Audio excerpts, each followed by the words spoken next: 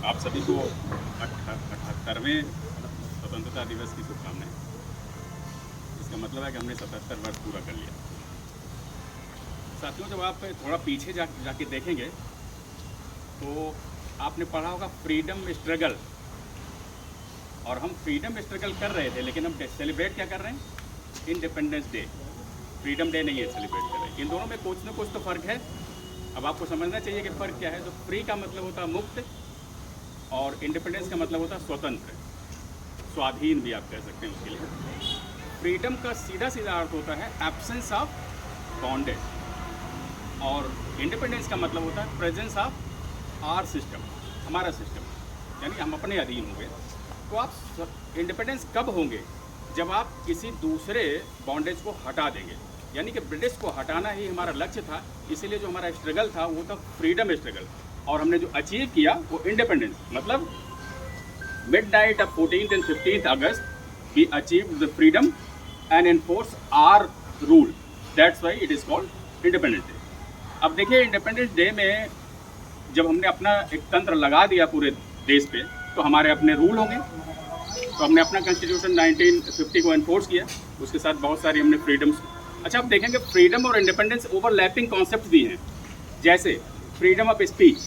लेकिन freedom of speech में कुछ बैरियर्स हैं कि आप इससे ज़्यादा नहीं बोल सकते हैं। आप सरकार की अवहेलना या उनकी क्रिटिसिज्म आप पब्लिकली नहीं कर सकते हैं, या criticism up to the mark होना चाहिए। ये सारे आपके फ्रीडम को रोकते भी हैं। तो कहने का मतलब है कि आप अल्टीमेट फ्रीडम नहीं पा सकते हैं कभी भी। अगर आप भारतीय दर्शन में जाएं तो आप देखेंगे फ्रीडम को सैल्वेशन शब्द से कहा जाता है, जिसका अर्थ होता है मोक्ष। मोक्ष की परिकल्पना क्या है? कि आपकी आत्मा परमात्मा में विलीन हो जाए। इसका मतलब क्या है? वह भी पूर्णतया फ्री नहीं हो सकती है, कहीं ना कहीं जाके वो बंधन में बंधन में जाके रुक जाती है, बंध जाती है। तो इसका मतलब है कि आपको अचीव क्या करना है? अल्टीमेट फ्रीडम का concept can not be decided as a absolute freedom, वो रिलेटिव फ्रीडम होता है। रिलेटिव फ्रीडम का मतलब है कि आप जब स्वतंत्र होकर कहीं चल रहे हैं तो किसी दूसरे की स्वतंत्रता या मुक्तता बाधित न हो। अब आप देखेंगे, जैसे अभी भी थोड़ी देर पहले बात हुई है अथॉरिटी की। अथॉरिटी का मतलब क्या होता है? हम लोग कहीं ना कहीं गलत कॉन्सेप्ट में चले जाते हैं। अथॉरिटी का मतलब होता है कि आप अपनी ड्यूटीज़ को परफॉर्म करने के लिए जिस बल का प्रयोग करेंगे वही अथॉरिटी है। लेकिन आप कई बार देखेंगे पुलिस क्या करती है? आपके साथ दुर्व्यवहार कर देगी, आपके साथ लाठीचार्ज कर देगी। यह क्या है? अपने बल का दुरुपयोग करना हो जाता है। तो यहाँ पे आपकी स्वतंत्रता बाधित हो जाती है। तो यह कब आप रोक पाएंगे? जब आप स्वयं से जागरूक होंगे कि मेरी स्वतंत्रता कहाँ तक है और मुझे कहाँ तक उसको एनफोर्स करना है, कहाँ तक लागू करना है। अब आपको समाज में देखना होगा कि क्या वास्तव में हमने फ्रीडम को अचीव किया है। क्या आप अपने घर में महिलाओं को वह अधिकार देते हैं जो आप स्वयं से लेते हैं? निर्णय लेने में क्या उनको अधिकार देते हैं? मुझे लगता है लगभग अभी नहीं देते हैं। तब तक नहीं देते हैं जब तक कि वह स्वतंत्र न हो इकोनॉमिकली।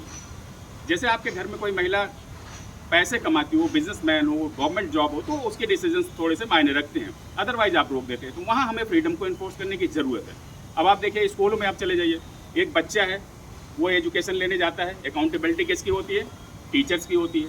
लेकिन जैसे ही कोई प्रॉब्लम आती है, टीचर बच्चे पे अपना अधिकार दिखाने लगता है, गलत तरीके से इन्फोर्स करने लगता है अपनी बातों को। वहाँ आप फ्रीडम को कैसे इन्फोर्स करेंगे? वहाँ ज़रूरत है कि उसके थॉट्स को आप एक्सप्लोर करें, जिससे वो सोसाइटी के काम आए। अभी अभी एक घटना आपने देखा, रेप हो गया डॉक्टर के साथ। ये किस तरह का फ्रीडम है?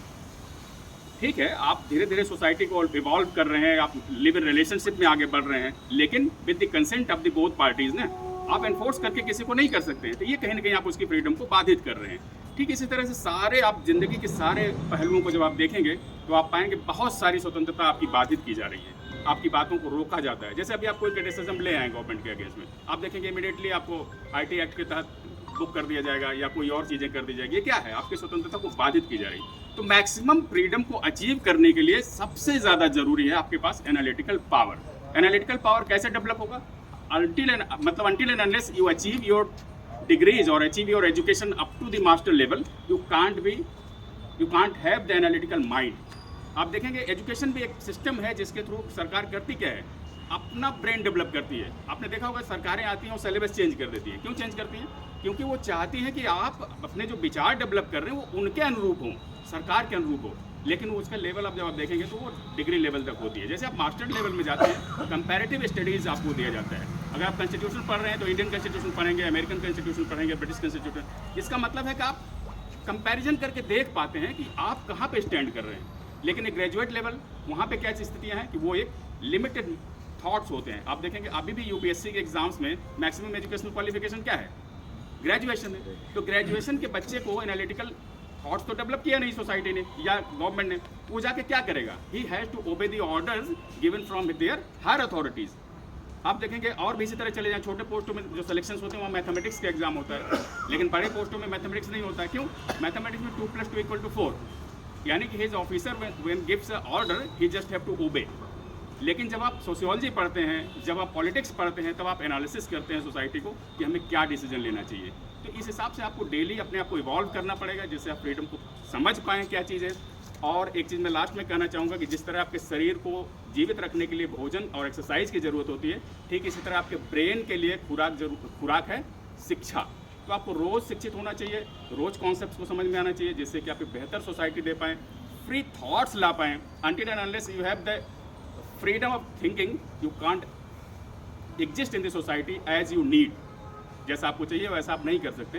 तो मेरी आप लोगों से यही गुजारिश है कि स्वतंत्रता दिवस पे एक रेजोल्यूशन आप लें, कि आप सोचें इस बात को, संकल्प करें कि हमें रोज़ कुछ न कुछ समझना है, जिससे कि हम सोसाइटी को बेहतर तरीके से इवॉल्व कर सकें। आप लोगों को फिर से एक बार ढेर सारी शुभकामनाएं।